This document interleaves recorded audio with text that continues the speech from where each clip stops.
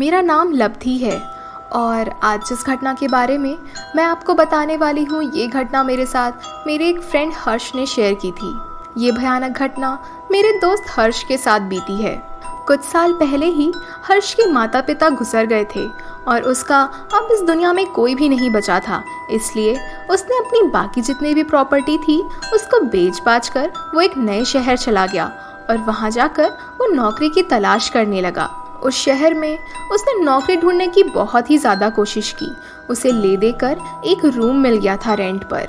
वो रोज़ सुबह उठता, न्यूज़पेपर पढ़ता और उसमें कहीं पर भी नौकरी की खबर होती तो हर्ष बस अपना सामान पैक करके उस जगह पर इंटरव्यू देने के लिए चले जाता।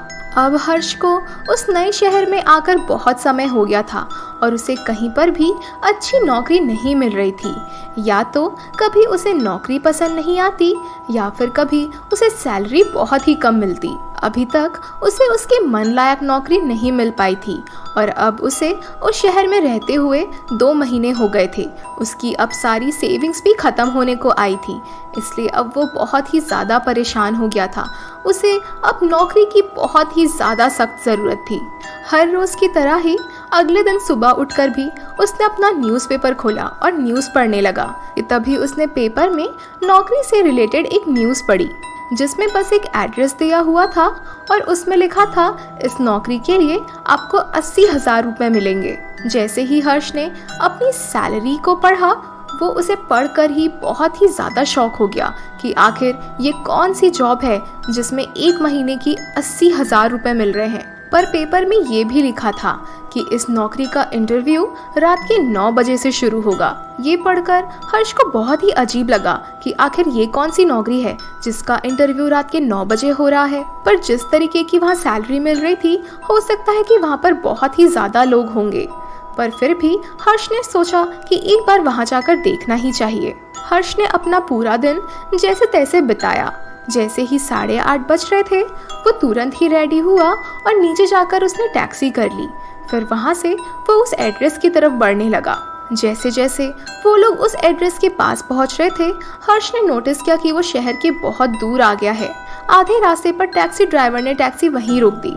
उसने कहा कि आगे का थोड़ा रास्ता आपको पैदल ही चलकर पार करना पड़ेगा। हर्ष ने उस टैक्सी ड्राइवर को पैसे दिए और आगे की तरफ बढ़ने लगा। जैसे जैसे वो आगे बढ़ रहा था उसके होश उड़ चुके थे। वो एक बहुत ही ज़्यादा आलीशान बंगलो के बाहर खड़ा हुआ था जो कि बहुत ही ज़्यादा बड़ा था।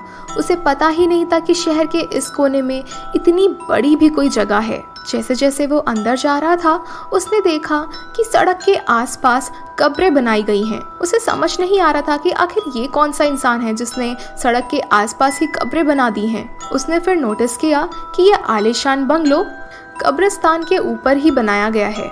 वो बंगलो आजू बाजू से कब्रिस्तान से घिरा हुआ था। ये सब देखकर अब वो थोड़ा सा घबरा रहा था।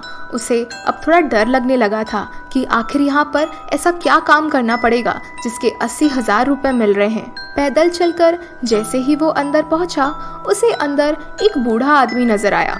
उसने हर्ष से बहुत अच्छे से बात की और उसे वेलकम किया। उसने कहा नौकरी की बात हम घर देखते हुए करते हैं, पहले घर देख लो उसके बाद हम आगे नौकरी की बात करेंगे। वो घर बहुत ही ज़्यादा बड़ा था और बहुत ही ज़्यादा आलीशान था। अभी उन्होंने आधा घर भी नहीं घूमा था पर हर्ष ने देखा कि 10 बज गए हैं और वो यही सोच रहा था कि अभी 10 बज गए हैं और शायद उसे अब यहाँ वापस जाने के लिए टैक्सी भी नहीं मिलेगी।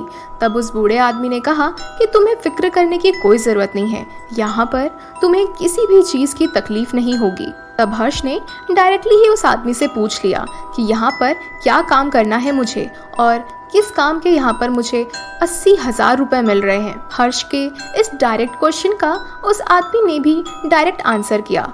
उसने कहा कि तुम्हें इस आलीशान बंगलों की रखवाली करनी है रात के 9 बजे से सुबह 5 बजे तक और तुम्हें तुम्हारी सैलरी आज ही हाथों पर मिल जाएगी। ये सब सुनने के बाद हर्ष के होश ही उड़ गए थे कि आखिर यहाँ पर ऐसी क्या चीज़ है जिसकी रखवाली करनी पड़ रही है और इस रखवाली करने के इतने ज़्यादा पैसे आखिर क्यों मिल रहे हैं। उस आदमी ने कहा कि यहाँ पर रखी हुई हर चीज़ को तुम इस्तेमाल कर सकते हो, पर तुम्हें 9 बजे से लेकर 5 बजे तक इसी जगह पर ही रहना होगा। हर्ष ने आगे उससे फिर और भी सवाल किए, पर उस आदमी ने कहा बाकी के सारी जवाब जब तुम ये नौकरी के लिए हाँ कर दोगे तो तुम्हें मिल ही जाएंगे। अगर तुम्हें अभी ये नौकरी करनी है तो हाँ कह दो, मेरा टाइम वेस्ट मत करो। अगर तुम आज मना करोगे तो कल मुझे कोई और आदमी मिल ही जाएगा। अगर तुम्हें ये नौकरी पसंद नहीं है तो तुम बाहर का रास्ता जानते हो। हर्ष फिर बहुत ही गहरी सोच पर चला गया।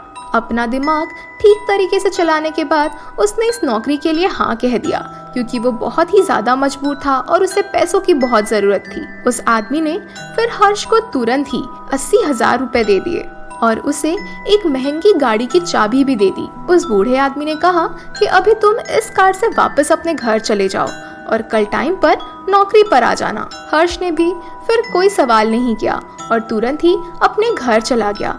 घर जाकर वो बिल्कुल भी सो नहीं पा रहा था। वो बस यही सोच रहा था कि आखिर ये इंसान बहुत ही ज़्यादा अमीर है या फिर बहुत ही ज़्यादा बेवकूफ़ है जो सिर्फ रखवाली करने के मुझे 80,000 रुपए दे रहा है। साथ ही साथ उसने मुझे ये इतनी महंगी कार भी दे दी थी।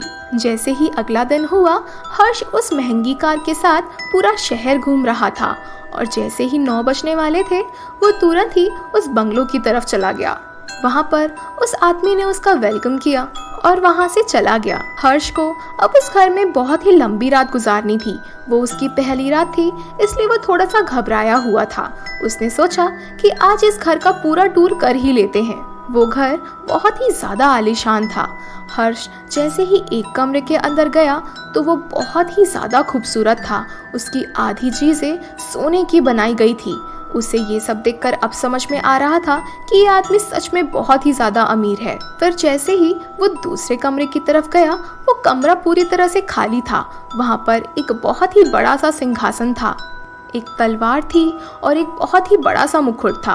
पर वो बिल्कुल भी आम सा दिखने वाला मुकुट नहीं था, वो बहुत बड़ा था और उसकी बड़ी बड़ी सी सींग बनी हुई थी। हर्ष ने फिर उस दरवाजे को बंद किया और नीचे की तरफ जाने लगा, जहाँ पर बहुत ही ज्यादा महंगी महंगी कार रखी हुई थी। ये सब देखकर हर्ष को बहुत अच्छे से समझ में आ गया था कि वो किसी अमीरजादे के अंडर काम कर रहा है। उसके दिमाग में अब और भी बहुत सारे सवाल घूम रहे थे। उसने डिसाइड कर लिया था कि अगले दिन जब वो उस आदमी से मिलेगा तो वो उससे ये सारे क्वेश्चन के आंसर जरूर लेगा। वहाँ पर अचानक से ही हर्ष को बहुत तेज नींद आ रही थी, पर जैसे तैसे वो 5 बजे तक जागता रहा। अगले दिन सुबह वो बूढ़ा आदमी एक दूसरे ही ब्रांड न्यू कार पर आया था।